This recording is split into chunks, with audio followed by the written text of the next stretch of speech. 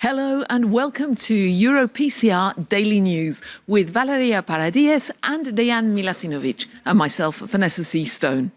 We're here every day of the course, keeping you up to date with what's gone on at EuroPCR during the day and also meeting the experts on key topics in interventional cardiovascular medicine. Today in the studio, we'll be discussing the unique initiative Women as One with founder Roxana Meran and last year's Andreas Grunsig Ethica Award winner Marie-Claude Maurice. We'll also be looking at what you need to know about a brand new and a really brand new publication on coronary bifurcations. But first, we're taking you out and about here at EuroPCR to meet some of the people taking part. EuroPCR itself was an innovation when it was founded in 1989. It was the first international English language course in the still new field of interventional cardiology. And innovation has been a priority ever since. My name is Hind Al-Zain. I'm a cardiology trainee in UK. Attending this course was in order to explore, get more update and learning about the intervention. The use of imaging in intervention is evolving to guide stenting and to optimize the percutaneous intervention. My name's Bryony. I'm a chest pain and ACS nurse specialist from London. I've come to EuroPCR this year to find out about all the innovative new research and technology that is coming along in cardiology in 2022, especially because everyone in the community hasn't met together in person for such a long time. Nurse from Spain. We are very excited to see innovation from nurses. It's very exciting, all of us. Right, thank you very much. Gracias, muchas gracias. Gracias. Innovators Day here at EuroPCR is an exceptional opportunity for physicians, nurses and allied professionals to see and experience cutting-edge technology in the field. There are hundreds of industry stakeholders here demonstrating some quite remarkable innovations and of course tens of profoundly innovative scientific sessions.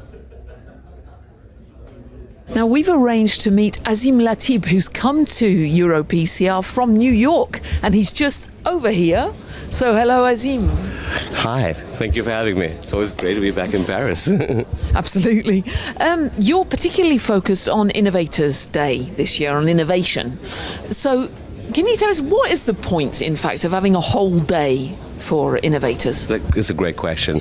And I've got to say that Innovators Day is probably the whole reason I'm here physically at PCR. It's one of my most fun parts of the meeting, particularly for me. It's these sessions where we choose technologies based on those that are submitted to us because they're very new and innovative. And even we invite some companies to share their latest technologies. But we spread these sessions over the conference and they divide it into themes based on whether we're looking at AI and robotics or innovations in coronary field or innovations in structural field.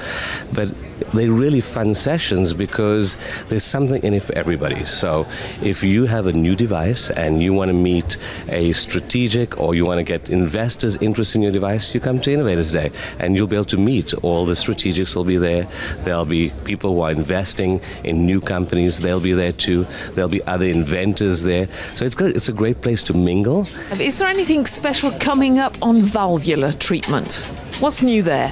Absolutely. So, the transcatheter heart valve field is growing tremendously. As you all know, I think the two exciting areas where there's still an unmet need and we're still trying to figure out the solutions are mitral interventions and tricuspid interventions. I'm particularly excited this year. In the innovation session, I think there are 3 or 4 technologies I'm super excited.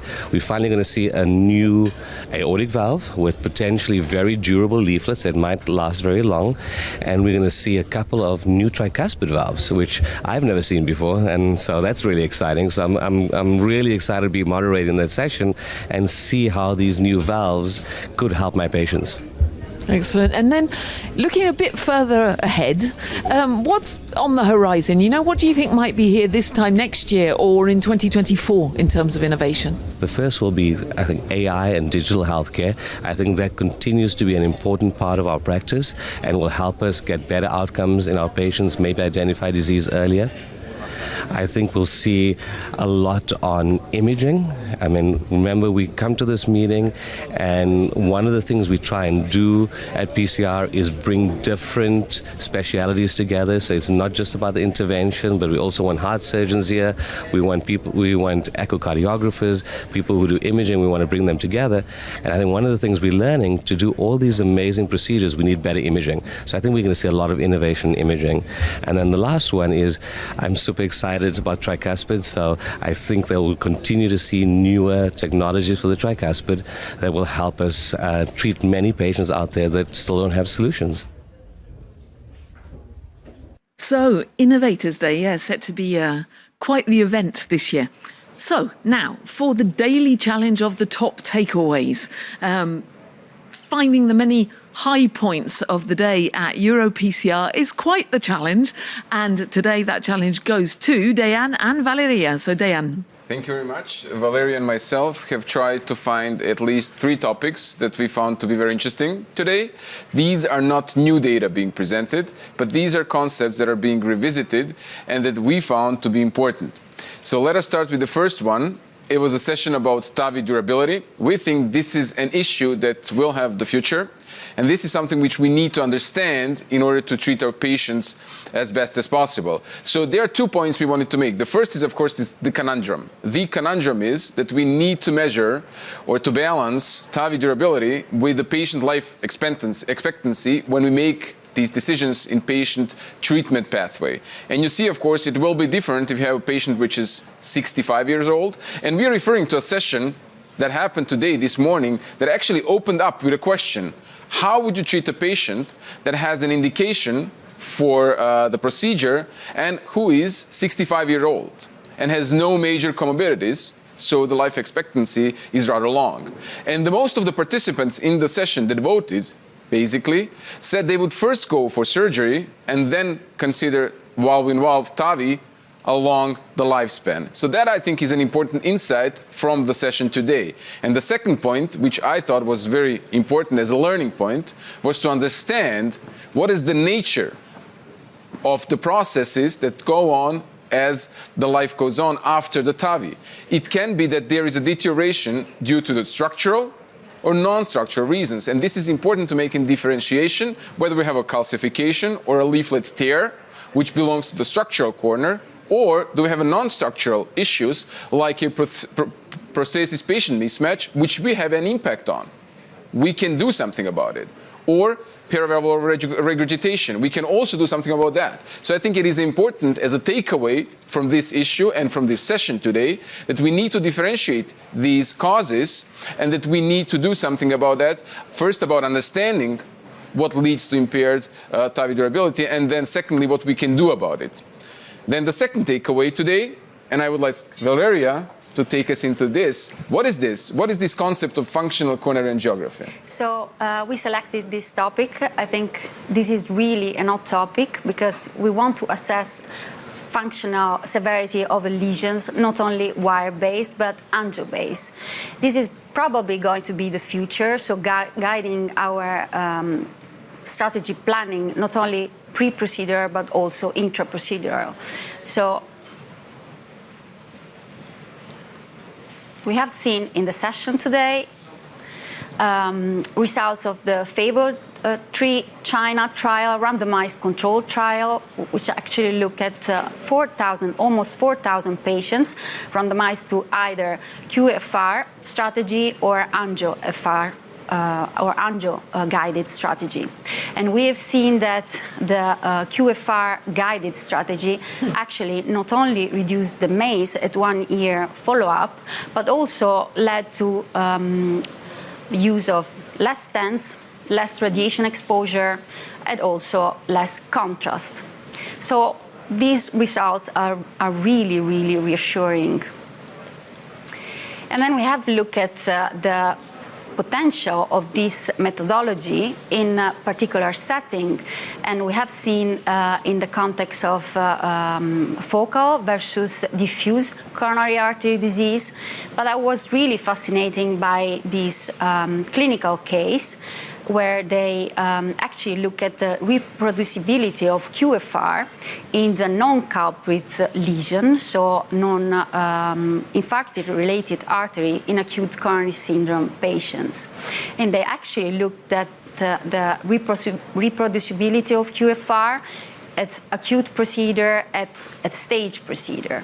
So we know we have data showing that doing FFR during the index procedure in STEMI patients, and those were the result from the COMPARE acute trial, is safe, is doable, and leads to reduction of MACE, mainly driven by target vessel revascularization. But we know that during the revascularization of the culprit lesion in STEMI patients, we have to prolong the procedure, we have to use adenosine.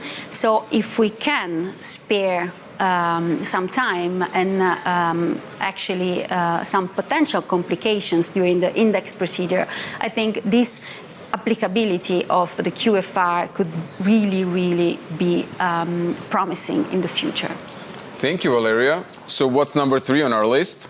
It's standardized imaging guided PCR optimization. Someone will say, well, that's an old issue. We know all about it. It's perfect. We should use it. The reality is not many people around the world use it. And if they use it, they're not use the imaging in a standardized manner. So there was a session today on how to approach imaging guidance in a standardized fashion. And this is actually from the EAPCI consensus from 2018. What are the points to look at? So this is the first point that I would like to make. Beware of these at least 3 points that are important. So number 1, as you can see, is that you should look at the minimal stent area. It should be on relative more than 80% of the average lumen, reference lumen, or if you look in absolute numbers, more than 5.5 centimeters squared on IVUS or 4.5 on OCT. The second point is you should look at the malaposition, and standardized criteria for that from this EAPCI consensus are that it's less than 400 microns and it's not longer than 1 millimeter.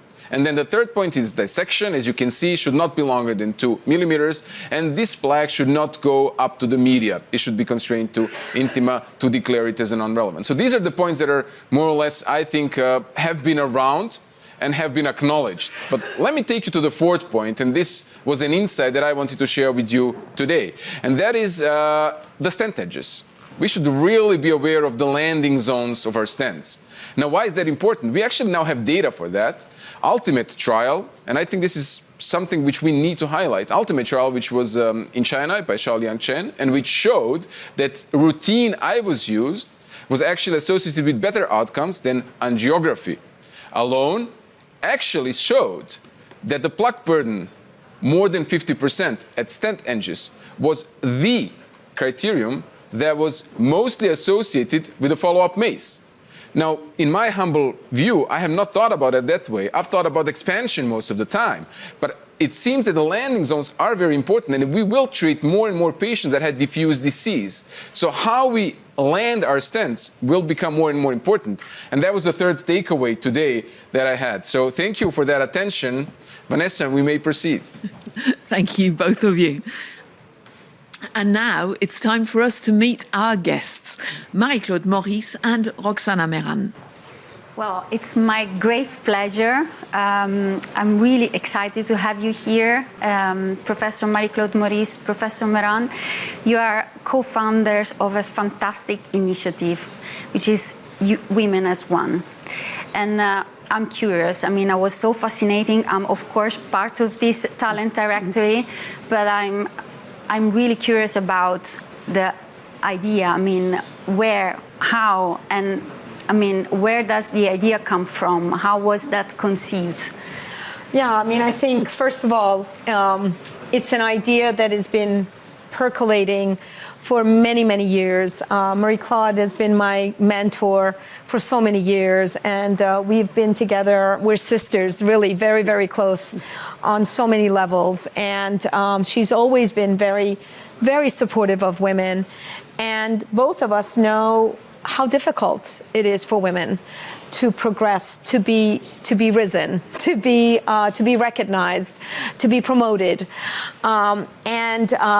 and it's really everywhere, but specifically in interventional cardiology. And we've been talking about this for a long time. And it was in Paris at a European Society of Cardiology where the two of us met with our third founder, Rebecca Ortega. We sat, and it was literally on a piece of paper where we said, we need an organization that does nothing but think about this issue of promoting women and matching them to the best opportunities. And this was the beginning of what I think is an incredible partnership for life. Yeah, that's what I wanted to hear. Indeed, there was indeed a need. There was a gap that we needed to fill, and that's why you came up with this fantastic initiative. And every year you have new initiatives. I was part of the CLIMB for the clinical activities, and that was fantastic, with interaction with the proctors, with mentors. So for all 1 year there was a long experience, constant experience. And then this year you came up with another initiative that was the CLIMB research. I mean, why do we need that? Even also in research, not only to guide us in clinical activity, why do we need a CLIMB for research? As a leader of CIRC, I think you can tell us, why do we need that? No, but and that's true for every doctor. When you do research, you improve your practice. You put things in perspective. Our work, you are both interventional cardiology. It's a very extremely stressful work. We have the responsibility of the life of the patient. So research helps you to put the distance, the good distance between the emotion and the treatment that you have to give with objective in an objective fashion. So research is really a plus for a doctor. It took me time to learn that, but not so long. And so, of course, within the Women as One initiative, we say, okay, research must be there also.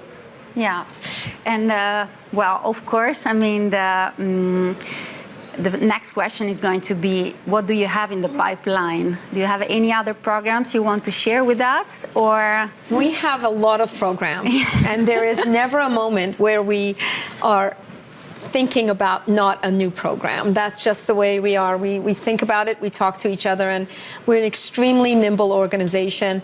We look at the needs, and we make programs to help support women. And our idea is that we need to match women to the best possible match, where they can grow, where they can be recognized, and how they can be risen. And we have a very, very big RISE program coming up in January of 2023, where we are going to, after 3 years of being out there, make those networks in a very, very personable way possible and bring people together. We'll do that in New York City, and then we hope to do one in Paris. It's been so fantastic to see the embracing of the idea that what women bring to the table is invaluable. And I think that has been something that's been recognized by this organization, EuroPCR, where I find it to be one of the most fertile grounds for women. So for those of you watching, know that you got to come and be in it to win it. You should be here. Yeah. You should be making your important connections. And this is an incredibly accepting community, embracing all women of all walks of life, all colors. Everyone is welcome here. And I think this was an incredible opportunity when you, as a course on the directorship, called us and said, we need to do this, and we are really working in partnership. You want to talk about that? Of course, PCR has always been supportive of women. I am the best example because I'm there since the beginning. But let's say this year is unique with the partnership we had together. We see women on every single podium, on all meetings everywhere, and this has really to continue. And I would really take the opportunity of being there today. The talent directory you said you are in. Please, all the women that are attending PCR, please register in the talent directory. That will give you many opportunities, or in research, as we say, in CECs, or let's say the talent is for you. It's against nobody. Of course, we are never against anyone. We are completely translational, but women needs to be present and recognized.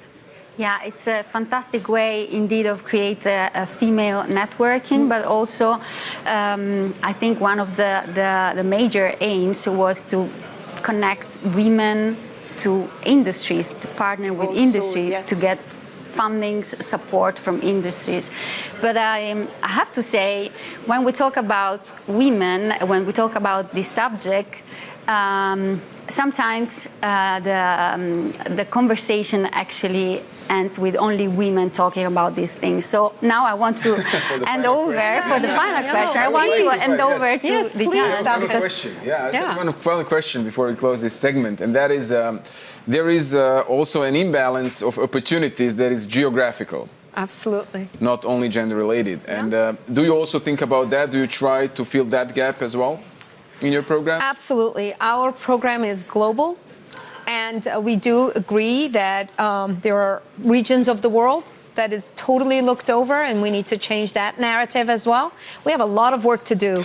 And by the way, we need men. And we love men. And we want you to be in it as well, because you are the mentors. Most of my mentors are men. And we're constantly learning from our male colleagues. And they're the ones who could lift women up. And so for every reason, we absolutely need you to be in the conversation. So thank you for joining us. Thank you. Thank you very much for being with us. Thank you. Yes, thank you very much, Marie-Claude. Thank you, Roxana. I know you're both very busy, so we will liberate you right now. You can go, and then we'll be welcoming our next guest very shortly. He is actually not a woman. He is, however, one of the authors of an exciting brand new publication. Joining us very shortly in the studio, we have Mattia Lunardi here to talk about a paper that really is hot off the press. It's actually been published today. Diane, I don't know if you want to introduce Mattia. Yes, well, we are waiting for Mattia to join us in the studio. It is a publication which we find to be very interesting. It is a Bif-ARC publication. So it is about the standardization of criteria that involve patients into trials for bifurcation lesions. And it was still under embargo until yesterday. So today is the first release day of this new publication. So we expect to see a premiere of information that we were going to get from Mattia. So it is about standardizing the endpoints in bifurcation trials.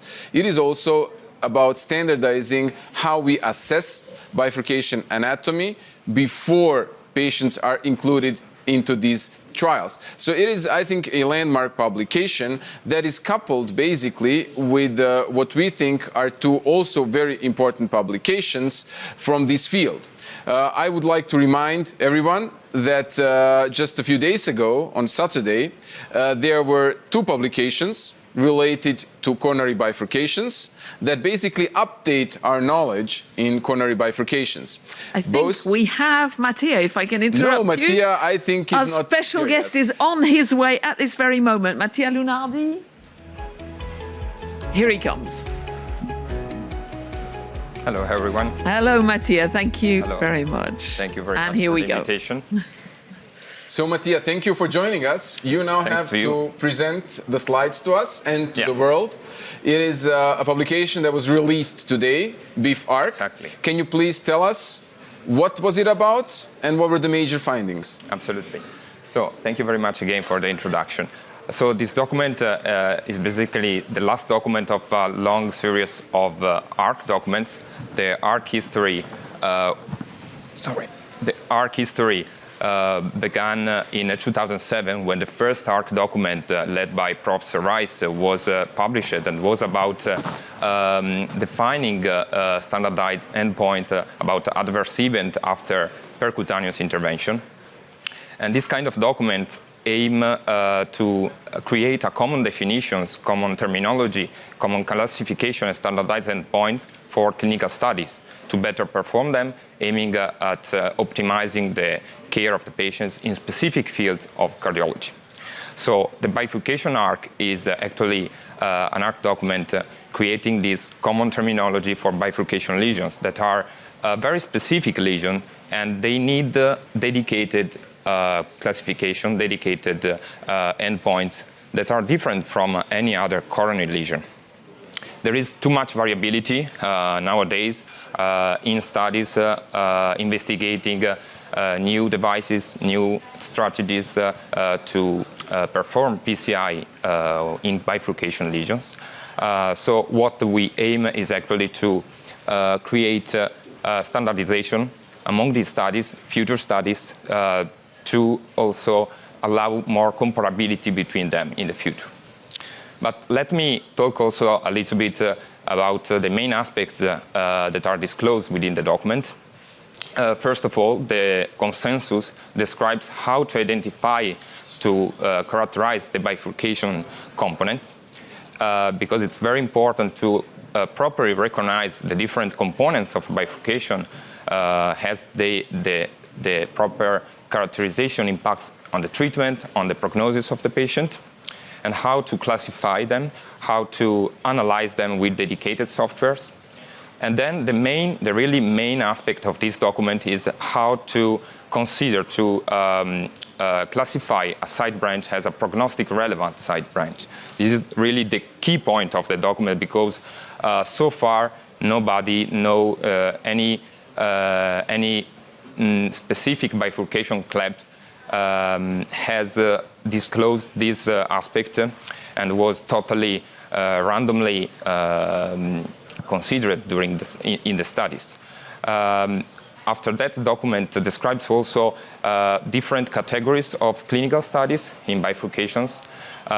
We have to decide before running a study in which class this study belongs, because according to the type of the study, we will have different endpoints, specific endpoints. We can't have the same endpoints in first-in-man studies and in studies comparing surgical revascularization versus percutaneous revascularization of bifurcation lesions, for example. And the last important aspect in the document is how to perform and when to perform the follow-up in these patients. This is another very debated topic and very different, I would say, differently managed in different studies in bifurcations. Thank you very much, Mattia. I think that we have reached the end of this part. An important publication. I urge everybody to read it, available from Eurointervention from today. And that's it for today. Tomorrow, we've got a packed programme for you with robotics with Jean Fajadet and innovation with Rob Schwartz and Tom Dehan, and the winner of the John Dehan Award for Innovation, whose name we will know by then. And they'll all be in the studio with us, so do tune in. Join us here tomorrow to meet them all and, of course, to catch up on the highlights of day 3. Now, don't forget, all of EuroPCR Plus content is available on replay, and it's time for us to say à demain, as we say here in Paris. So goodbye.